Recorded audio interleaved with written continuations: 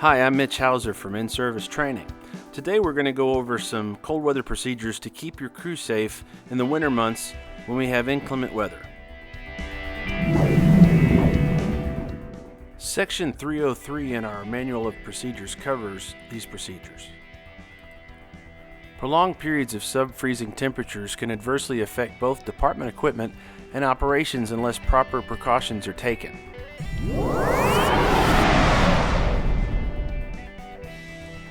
Utilization of such precautions will assure prompt response and proper functioning of equipment.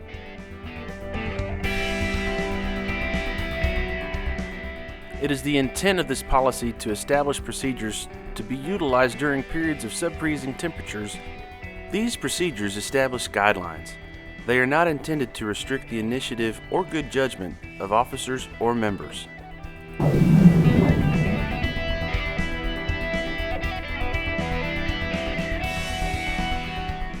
In the winter months, it's especially important to keep radiators full of antifreeze, and remember, it's part of our daily checklist.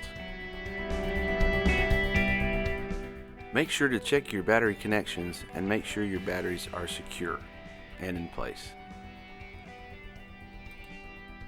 Now let's talk a little bit about installing tire chains. One way to make things easier when installing tire chains is to raise your wheels on your hose bridge.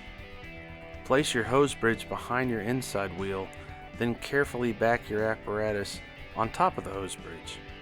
This will get the wheel off the ground and make installation of your tire chains much easier. Make sure that once it's in place that you chock all of your wheels. Make sure you keep your hands, arms, legs, and anything else free of the tire once it's off the ground.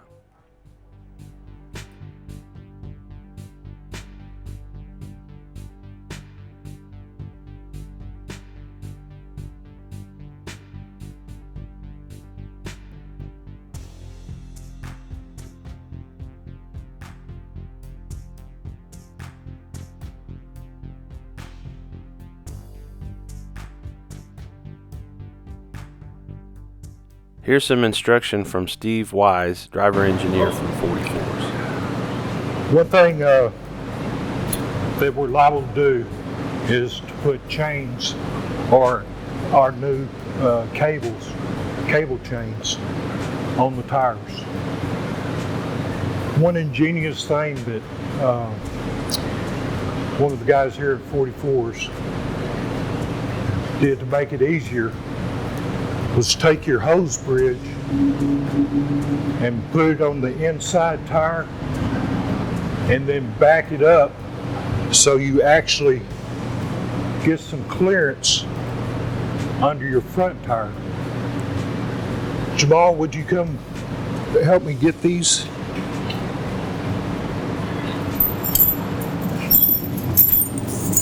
One thing that you'll notice on these,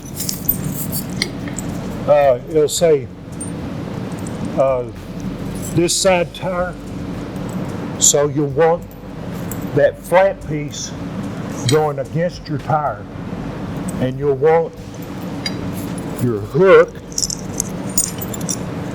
to be on the outside also.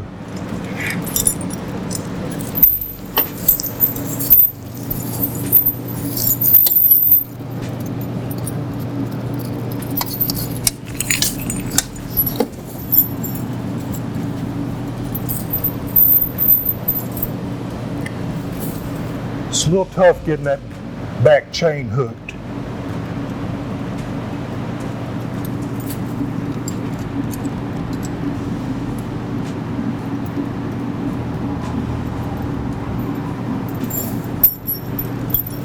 Once you get that one hooked, you'll use this long one.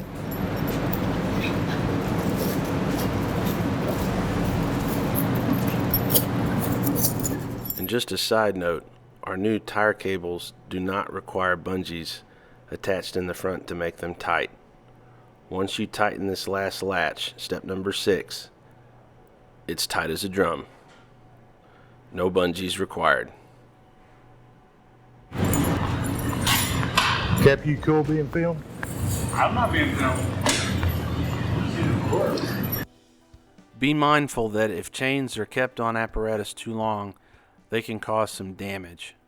When no longer needed, tire chains must be removed. Knowing when to remove the chains requires good judgment and awareness of the conditions as they improve.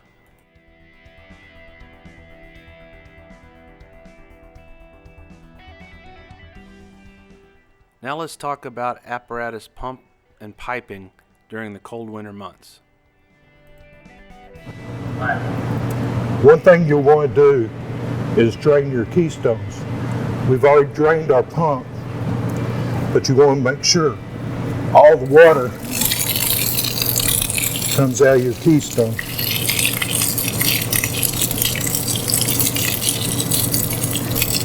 They'll eventually drain out. Then you go ahead and close it off, and you should be good to go on that part. After you've properly drained your keystones, we're going to move to the front and rear crosslays, and we're going to deploy the hose. Then we're going to disconnect the hose from the connection point, and we're going to bleed both the front and rear crosslays with the bleeder valve. Then once we made sure that everything is empty, we're going to reload the front and rear crosslays. After you've reloaded your front and rear crosslays, we're going to move to the back of the engine and drain the big booster. Another step is you'll want to drain both your left and right rear discharges.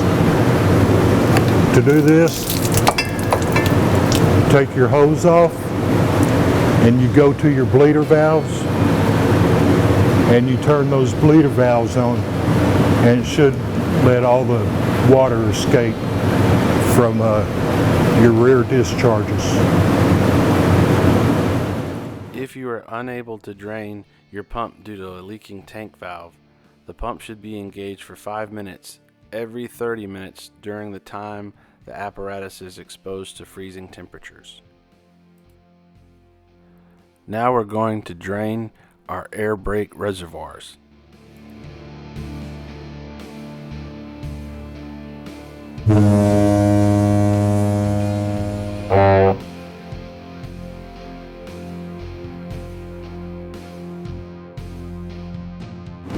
Alright, Steve, can you walk us through bleeding the brake valve?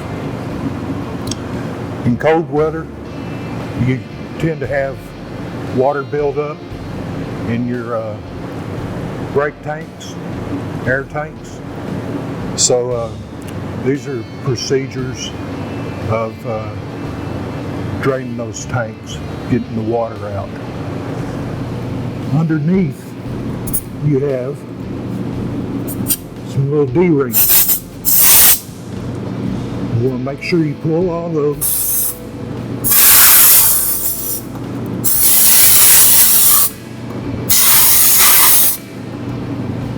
You see, we did have a little water come out.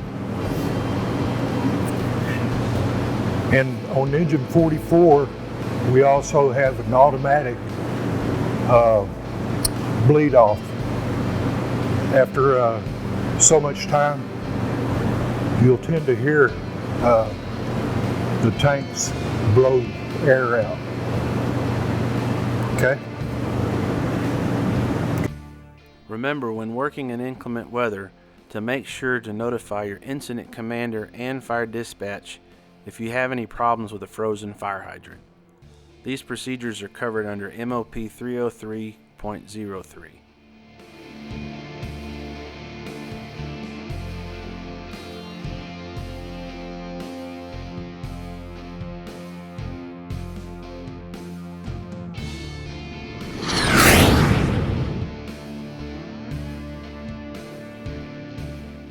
Everything I've covered in this video is under MOP 303.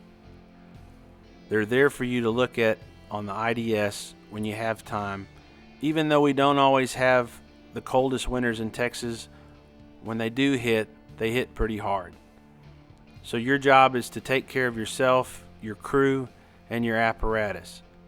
I'm Mitch Hauser for In-Service Training. Take care.